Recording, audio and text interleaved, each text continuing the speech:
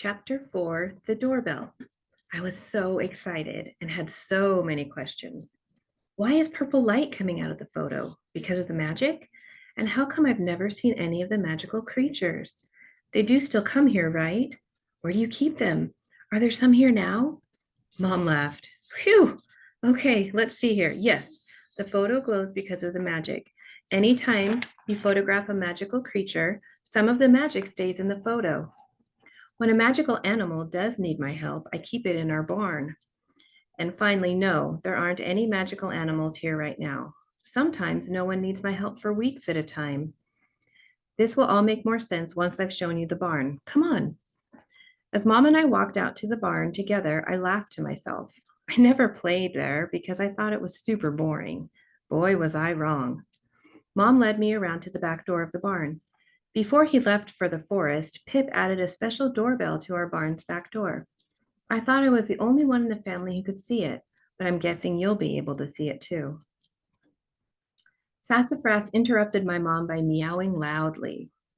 Mom laughed. Oh, yes, I should add that clever animals like Sassafras can see it as well. I knelt down and looked all over the back wall of the barn, but I don't see anything. Try lying down on your stomach.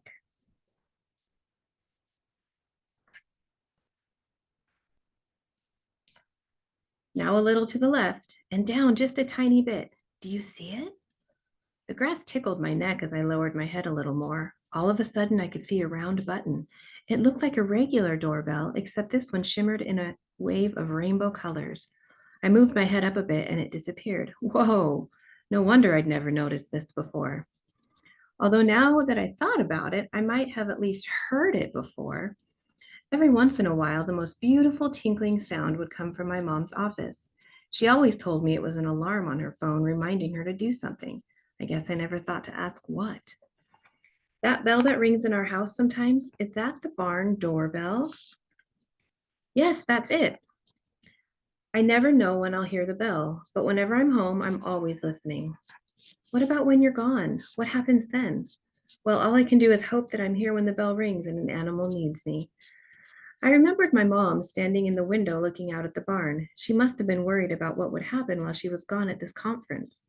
Maybe, maybe I could help. You're going to be gone for a week. That's a long time. If an animal rings the bell while you're gone, do you think maybe I could help them? I looked down at my feet and poked the ground with my toe. I mean, I know I'm just a kid, but I could try. My mom smiled. I was hoping you'd suggest that. Are you sure? It might be a lot to handle, though you could always call me if you needed help. I nodded and stood up a little straighter. Mom put her hands on my shoulders and kissed my forehead. Now I won't have to worry while I'm gone. Thank you. My stomach did flips. On one hand, I was super excited to meet a magical animal. On the other hand, I was worried that I wouldn't know what to do. I didn't want to mess up. But my mom was my age when she helped Pip. A kid had done this alone before, which meant I could handle it, right?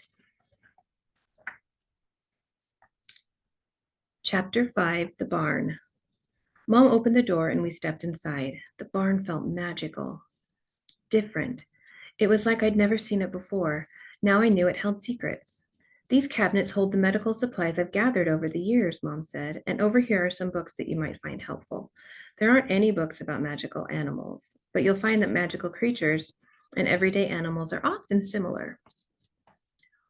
Once I had a sick-winged fox, and it helped to read about both birds and foxes. Sometimes you'll need to run an experiment to figure out what the animal needs or what will work best.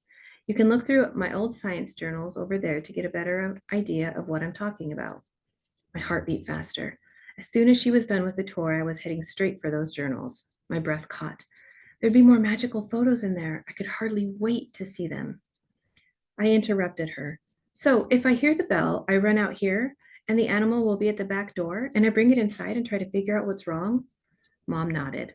Some of the animals can speak, like Pip, but most can't. Remember, you can use the books in my old journals to help you. This must seem like a lot of responsibility, but I know you'll do your best. Do you have any questions? My mind was spinning, but I shook my head no. If Mom believed I could handle this, I could. I hoped. And if things got too tricky, I could ask Dad to help. Wait a minute. Mom hadn't mentioned Dad at all. That was definitely strange. What about Dad? Can't he help me? Your father can't see any of the magical animals. Until you saw Pip in that photo, I thought I was the only human who could see them. Mom shook her head sadly. I tried to introduce Pip to your dad once, but he couldn't see or hear him. Whoa, so this was definitely all up to me. Mom kissed me on the head. I've got to go, but I'll see you in a week. I'll let Dad know you're out here before I leave. Wait, I piped up. If a magical creature comes, how do I take its picture? I was pretty sure that one of the best parts of this whole thing was going to be collecting magical photos. Mom laughed and opened one of the desk drawers. Here's my camera. You're free to use it, but since it's instant film, you can't take too many photos or it'll get really expensive. Only take one of each animal, okay? Oh, and here. She dug around at the bottom of the drawer. A brand new science journal just for you. I wrapped my arms around my mom and gave her a big squeeze. I was glad to have the stuff in all the cabinets and drawers and Mom's old science journals to distract me. It made saying goodbye much easier. I set my thinking goggles on the barn desk and grabbed the pile of science notebooks. I spent the next few hours with Sassafras curled up in my lap as I flipped through all of them. The photos were so incredible. I flipped to a page with a creature that looked like a flower. I leaned in for a closer look and the scent of roses filled my nose. A few pages later, I found a photo of something fluffy and blue that was shaped like a snake.